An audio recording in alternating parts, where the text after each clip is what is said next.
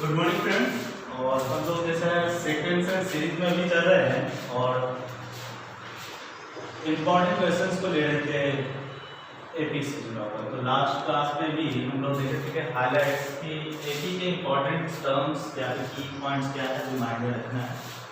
आज हम लोग उन की पॉइंट्स को माइंड में रख करके कुछ प्रॉब्लम्स को देखेंगे।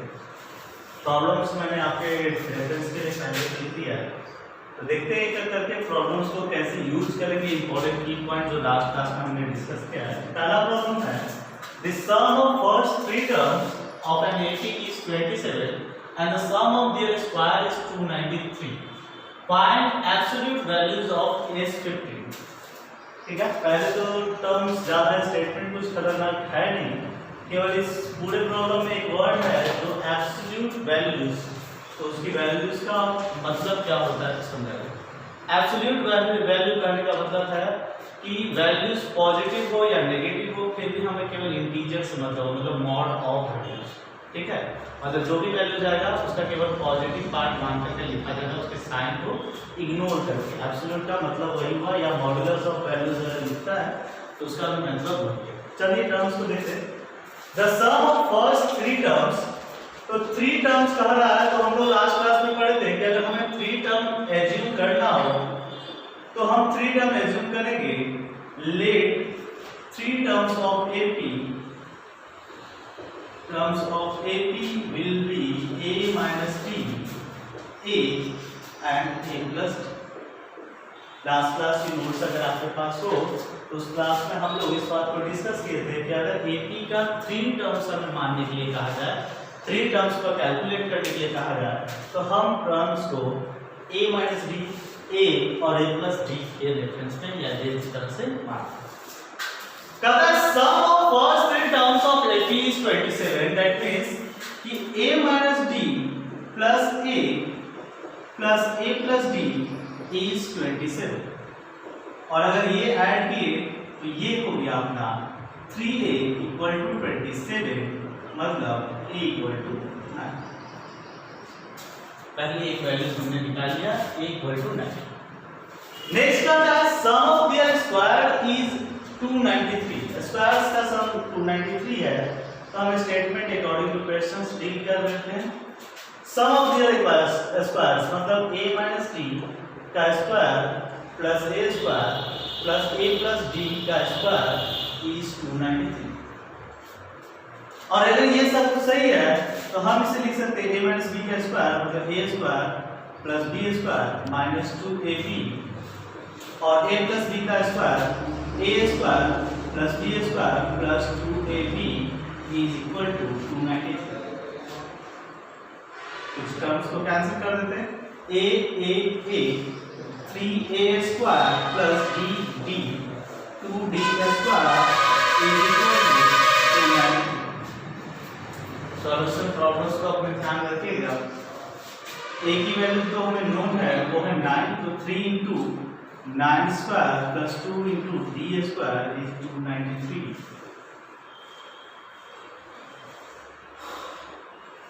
243, 2d square 293, 2d square will be 50, d square 25 and d is equal to plus minus 5। हमारी जो कॉमन डिफरेंस की वैल्यूज आ गई है वो आई है plus minus 5। Calculation basic calculation है, इसलिए यहाँ पे एक्सप्लेन करने की जरूरत हम समझते नहीं कि आपको होगी। तो d की वैल्यू प्लस माइनस 5 आई, मतलब क्या है कि हमारा a 9 है और d प्लस माइनस 5, तो AP जो है वो दो हो सकता है, एक प्लस 5d के लिए। अगर if a 9 और d हम प्लस 5 ले तब हमारा AP मिलेगा, वो मिलेगा 9 plus 5, 9 plus 5 14, 14 plus 5 19, 24, 29 and so. और एक AP हमें तब मिलेगा अगर a की वैल्यूज 9 और d हम माइनस 5 लें, क्योंकि हमें d की वैल्यूज प्लस माइनस 5 आई है, तो दो AP हमें मिल रहा है। AP1 जो d के लिए प्लस 5 के लिए, और AP2 जो d के माइनस 5 के लिए, और इस केस में हमें AP मिलेगा 9 minus 5 4 minus 1 -6 -11 minus so on जो भी होगा आगे बढ़ते चला जाएगा और इस तरह से करेगा। अब क्वेश्चन के अगले पार्ट में आते हैं, find the absolute values of S15, मतलब पहले 15 टर्म्स का समेशन हमें फाइंड करना है। तो कहीं ना कहीं हमारे पास दो एपीआई है, हमें दोनों टर्म्स में अलग अलग फाइंड करना पड़ेगा कि S15 क्या होगा। तो for AP1 S15 will be 15 by 2 n by 2 into 2 into a plus n minus 1 into d क्या है plus 5, 15 by 2 18 plus 70, 15 by 2 into 88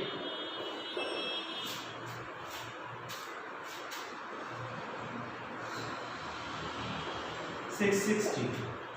calculate कर लीजिएगा। एक फॉर्मूला हम जो एसएन की फॉर्मूला है डायरेक्ट उस पर लिखना है, S N equal to n by 2 2a plus n minus 1 into D, और उस फॉर्मूला पर डायरेक्ट हमने आंसर लेके आया, वो आया 660। और अगर फॉर एपी सेकेंड के लिए काम करें, फॉर AP2 अगर हम वर्क करते हैं तो देख ले S15 will be 15 by 2 into 2a 2 into 9 plus n minus 1 15 minus 1 into D, D क्या है -5, सेकेंड एपी में हमारा ना डी है -5, और यहाँ से लिख दे तो 15 बाई 2 18 माइनस 70, तो 15 बाई 2 इंटू -52 26, तो 26 60 390 माइनस 390। हमारे पास पूछा था क्वेश्चन में जो कि पहले भी इंडिकेट की एब्सोल्यूट वैल्यूज ऑफ S15, तो एब्सोल्यूट वैल्यू ऑफ S15 केवल पॉजिटिव वैल्यू चाहिए, तो S15 की एक एब्सोल्यूट वैल्यू निकली 660, और यहाँ पर -390 आया है, तो S15 हम मॉड दे सकते हैं minus of 390, that is 390 absolute values में। ऑप्शन में दोनों ऑप्शन होगा, क्योंकि ये सब जब आईडिस क्वेश्चन पूछता है तो ज्यादातर आपके फर्स्ट ऑप्शन सेकंड ऑप्शन या दोनों आंसर के लिए आता है ऑप्शन की बोथ आंसर। याद रखिएगा ऐसे क्वेश्चन में ऑप्शन ए भी होगा, ऑप्शन बी भी होगा, और आपसे एक ऑप्शन दिया रहेगा ऑप्शन ए एंड बी, तो आपके पास एब्सोल्यूट में दोनों ही आंसर हुए 660 और 390। नेक्स्ट क्वेश्चन आपके सामने है, आप उसे पढ़ करके अटेंटिवली ले सकते हैं। जिनका वीडियोस अगर मान लीजिए पीछे जा करके देखना चाहते हैं कि सॉल्यूशन क्या है, आप रिवाइज कर सकते हैं, स्क्रीनशॉट ले सकते हैं नोट्स के लिए। सेकंड का क्वेश्चन कि find the nature and 30th term of the sequence whose sum of n terms is 5n square plus 2n। एक n टर्म के समेशन का इक्वेशन आपके सामने दिया हुआ है और आपसे पूछ रहा है कि 13th टर्म बताइए कि क्या होगा। तो हम लोग सारा जो प्रॉब्लम लिए है लास्ट क्लास के जो हाइलाइट सेक्शन थे उससे लिया गया है। तो क्वेश्चन 2 के लिए कह रहा है कि टर्म 13 क्या होगा अगर एसएन जो है हमारा इक्वेशन दे रहा है 5n स्क्वायर प्लस 2n। अगर ये है तो हमारा टर्म 30 क्या होगा। हम लोग देखे थे कि कल जब लास्ट वीडियोस में कि nth टर्म ये होता है Sn minus x n minus 1। ठीक है, चूंकि यह इक्वेशन आइडेंटिटी है तो Sn या कोई n टर्म के लिए अगर इक्वेशन ये आया है तो हम कह सकते हैं n माइनस 1 टर्म के लिए n माइनस 1 का square plus 2 into n minus 1 की करेक्ट स्टेटमेंट हो। इक्वेशन 1 इक्वेशन 2 और हमें यही फाइंड करना है। तो term n equal to Sn minus Sn minus 1 Sn 5n square plus 2n minus 5 into n minus 1 square plus 2 into n minus 1 कर देते हैं। जल्दी से कैलकुलेट कीजिए, थोड़ा गर्मी भी ज़्यादा है। 5n square plus 2n minus 5 into n square plus 1 plus minus 2n plus 2n minus 2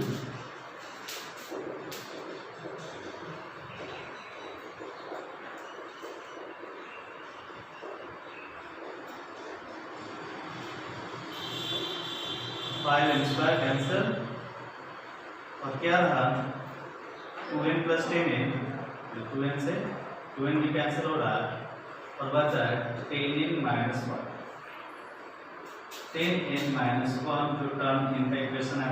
कोशिश कीजिएगा कैलकुलेशन को चेक कर ले, इनकेस अगर आपका थोड़ा बहुत अलग आएगा तो आप उससे भी वैलिड मानिए, कैलकुलेशन केवल है यहाँ पर।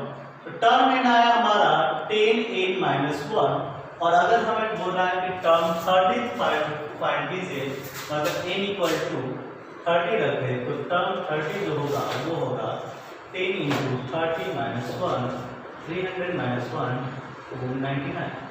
और अगर आप यहाँ से इंटरेस्टेड हो कि सेकेंड क्या होगा तो टर्म वन हो जाएगा अपना, आप रखते जाओ इक्वेशन में, पहला इक्वेशन 1 रख देंगे तो हो जाएगा 10 माइनस 1 9, 2 रख देंगे 20 माइनस 1 19, 3 रख देंगे तो 30 माइनस 1 29, 39 49 और इस तरह से ये अपना AP होगा। अगर AP में आप AP फाइंड करने में इंटरेस्टेड हो AP भी फाइंड कर सकते।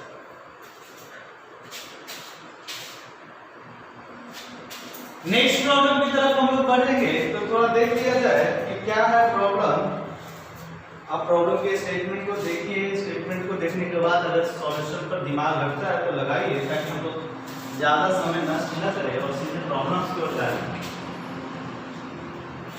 थर्ड नंबर प्रॉब्लम कहता है कि if a square plus b square plus c square are in AP then prove that 1 by b plus c plus 1 by c plus a और अगला है 1 by a plus b are also in AP। अच्छा ठीक है, पहली condition AP में हो तो कह रहा है कि दूसरा भी AP में होगा, इसे प्रूव कीजिए। चलो क्वेश्चन 3 को थोड़ा सा देख लेते हैं क्या है। a square b square c square are in ये पहला बात कह रहा है कि 1 by b plus c 1 by c plus a 1 by a plus b are in AP, ये प्रूव करना बात। चलो ठीक है, प्रूव इट का मतलब क्या है कि या इसकी मदद से इसे साबित कर दे या इसकी मदद से ये साबित कर दे कि ये AP है, प्रूव हो। हमारे लिए जब भी ऐसा कॉम्प्लेक्स हो कि लीनियर से आपको कोई ऐसा फंक्शन में बोले जो p बाय q के रूप में AP बोले तो आप कोशिश करो कि रिजल्ट टू क्वेश्चन की तरफ जाइए ताकि आपको कैलकुलेशन आसान हो। तो रिजल्ट टू क्वेश्चन क्या करता है, मतलब पहले मान लिए कि यह AP में है, हमने मान लिया कि यह जो स्टेटमेंट है c प्लस a और a plus b are in AP, और यदि ये माना तो इसका मतलब 2b equal to a plus c हम लोग लास्ट क्लास में पढ़ चुके हैं कि अगर कोई तीन number a, b, c are in AP तो हमारा यह statement 2b equal to b plus c भी सही होगा। मतलब 2 by c plus a will be 1 by b plus c plus 1 by a plus b, यह सही होगा। और अगर ये सही है तो हम लिख सकते हैं 2 by c plus a into b plus c a plus b plus b plus c जो कि इक्वल है, सेम है। इक्वेशन को देखिए 2 into b plus c a plus b और ये हो जाएगा a plus 2b plus c into c plus a।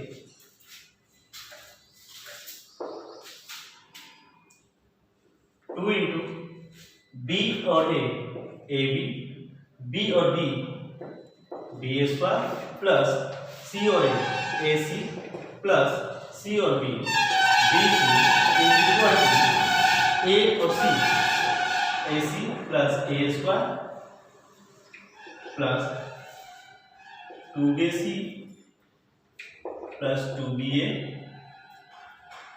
Plus c square plus c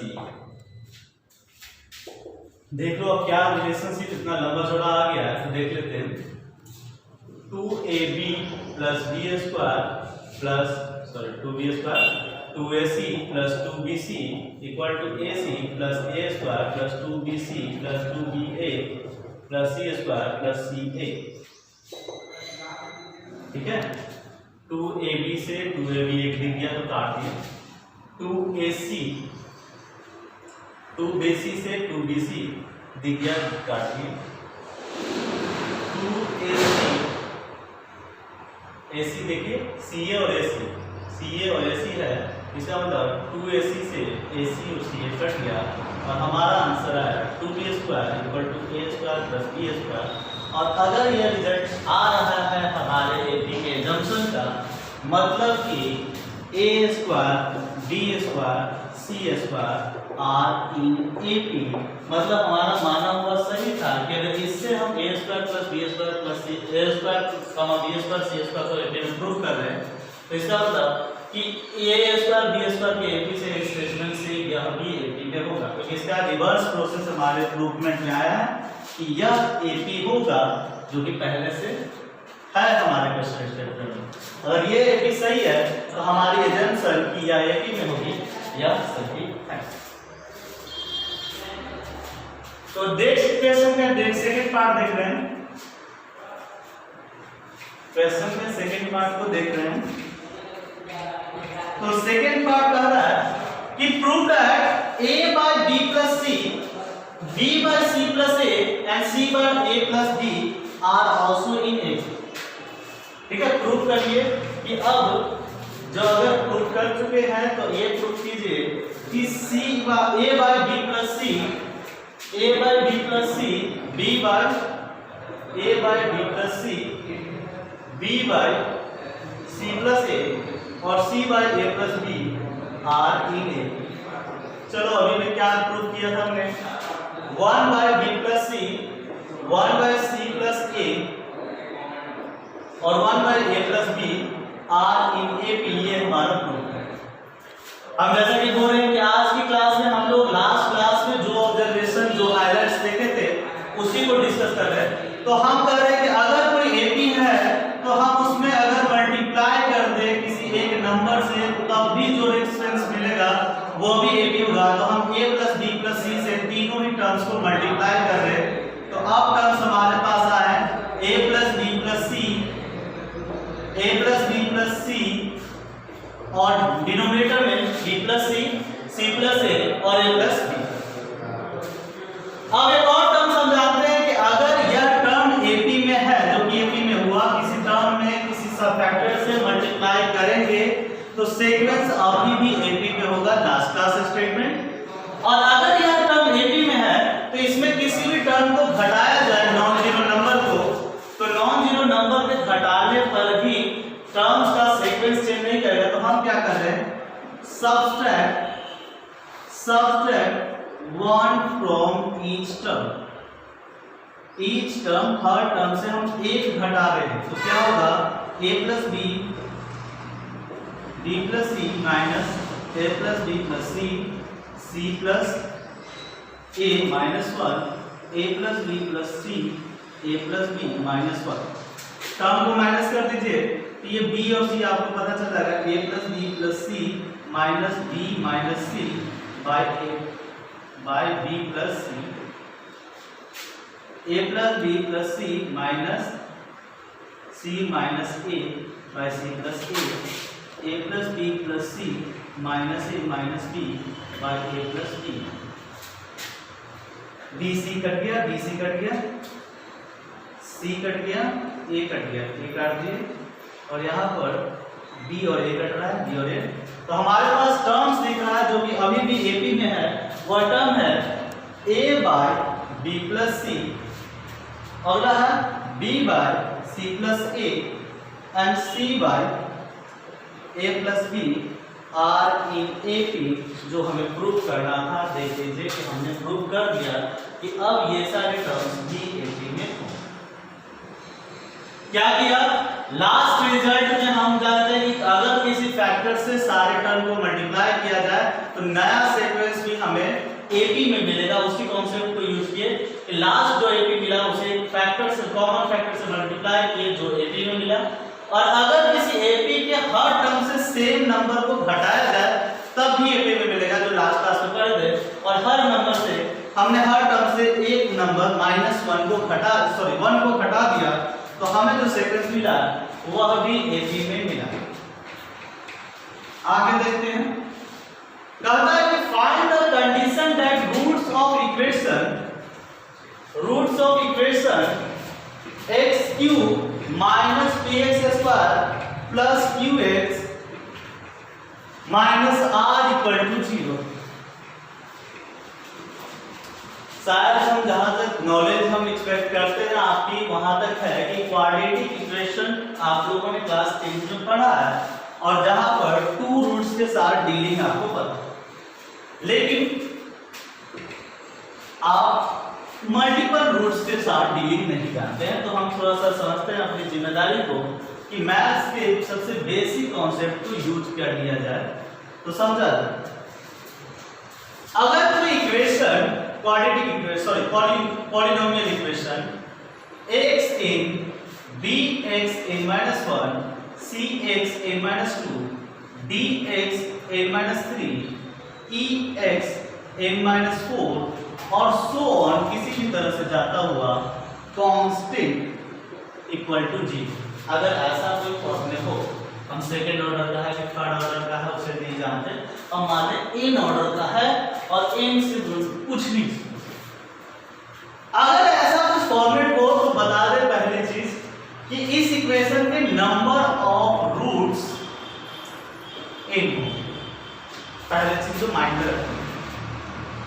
इसीलिए आपको सिंगल इक्वेशन जो सिंगल पावर वाला जो इक्वेशन मिलता है उसके 1 रूट्स मिलते हैं, क्वाड्रेटिक्स के 2 रूट्स मिलते हैं, क्यूब होता है उसे 3 रूट्स मिलते हैं। मतलब n की वैल्यू जो सबसे हाईएस्ट होगी इक्वेशन की, उस इक्वेशन में रूट्स वैल्यूज आपको मिलेंगे n के बाद।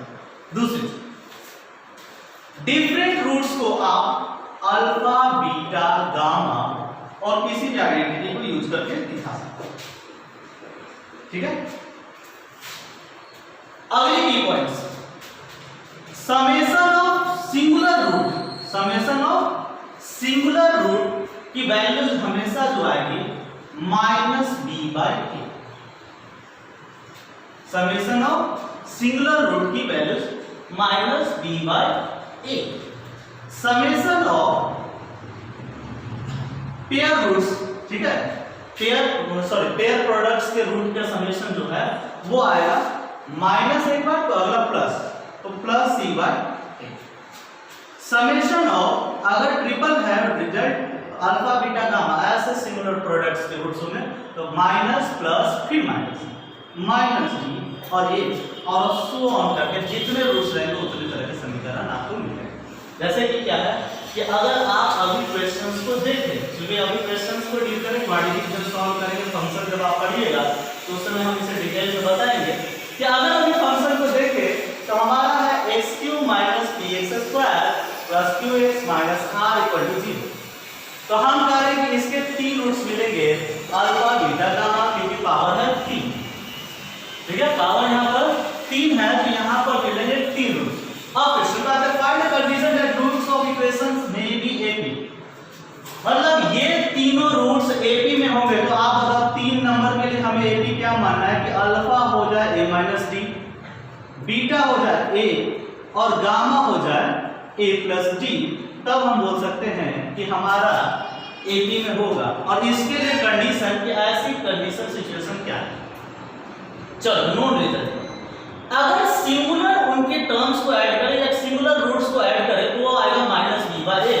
मतलब alpha plus beta plus gamma will B -b/a। b terms होता है a-1 का कोएफिशिएंट x⁻n-1। तो यहां पर है alpha plus beta plus gamma = -a।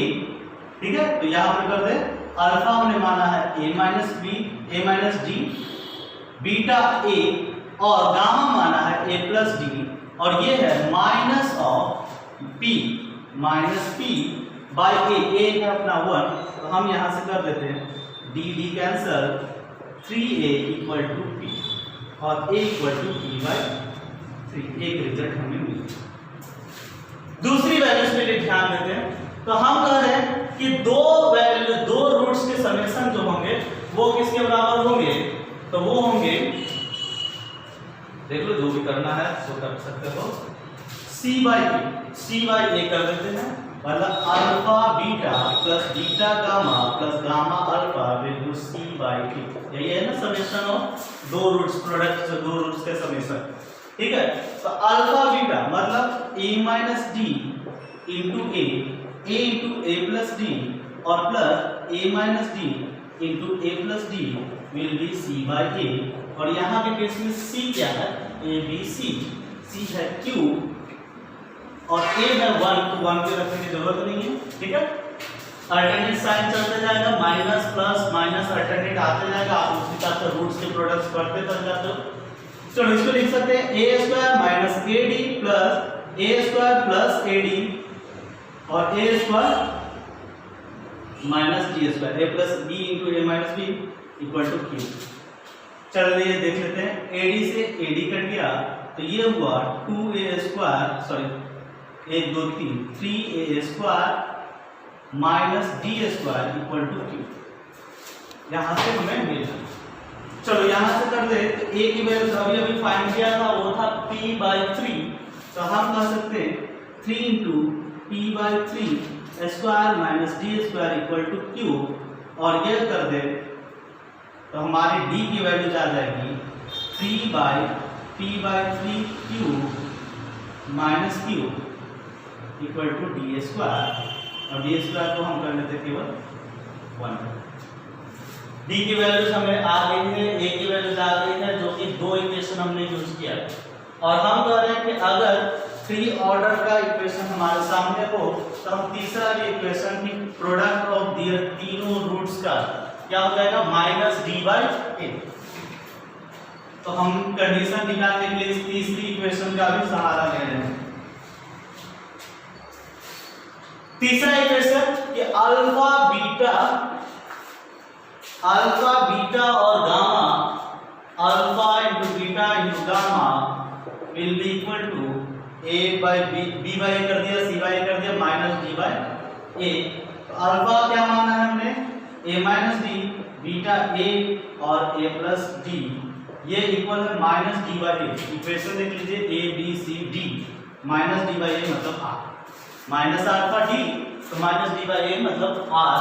तो अब आ गया हमारे पास a into A square minus D square equal to r, और लिख सकते हैं a cube minus A D square equal to r।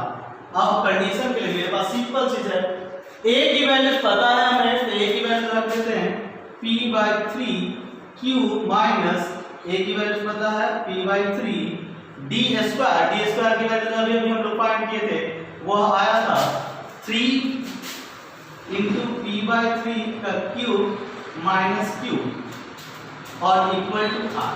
मतलब यह जो कंडीशन अगर पी क्यू आर के बीच में रहा तभी उनके रूट्स हमें एपी में मिलेंगे, जो कि रिजल्ट्स में हमने जो एज्यूम किया उन सबको रिप्लेस कर दिया, और उसके बाद पी क्यू और आर के बीच एक रिलेशनशिप बताया कि अगर यह रिलेशनशिप फॉलो होता है तो हमें इनके रूट्स एपी में मिलेंगे। स्क्रीनशॉट ले सकते हैं आप वीडियोस का, समझ लीजिए।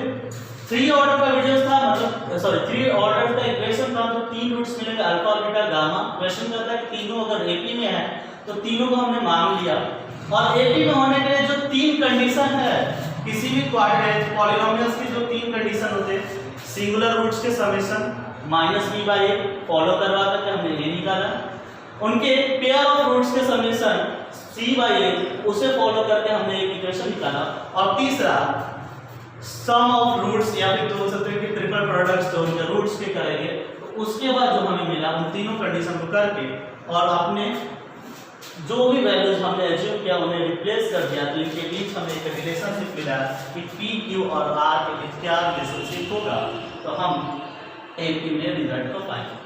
अगला करना है कि solve the equation x³ minus 12x² square plus 39x minus 20k।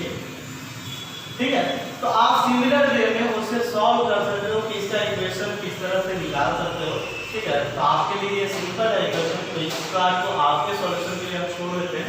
ये जैसा हमने फर्स्ट पार्ट को सॉल्व किया, मान के चलो कि t की वैल्यू यहां पर रखी गई है 12, q की वैल्यू 39 और r की वैल्यू 28, और रिलेशनशिप को देख लीजिए।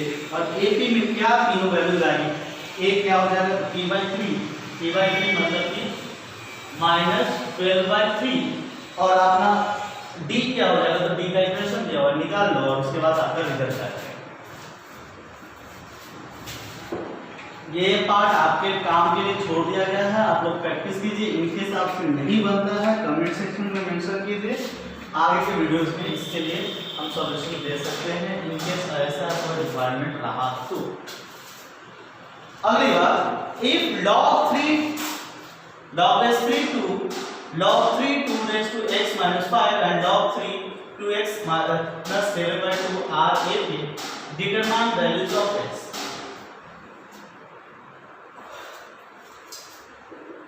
If log 3 base 2x minus 5 और log 3 2 के पावर x माइनस 7/2। चलो अगर ये AP में है तो हमें बोला कि x की वैल्यू निकालना, तो AP में है ABC, 3 नंबर AP में होगा तो हम लिख देते हैं 2b = a + c, लिख देते हैं 2 * log 3 2x minus 5 is equal to a + c log 2 plus log 2x plus 7/2। तो log का रूल जानते हो, ये जो मल्टीप्लाई कर रहा है प्रोडक्ट ये पावर में चला जाएगा, तो हम लिख सकते हैं log 3 2x minus 5 square equal to, और दो लोग जो सम में है समेशन में वो प्रोडक्ट में आ सकते हैं, तो log 3 2 * 2x minus 7/2। दोनों तरफ बेस सेम है, जैसे हमने log हटा दो तो आप इको इक्वेशन अल्टीमेटली सॉल्व ये करना है।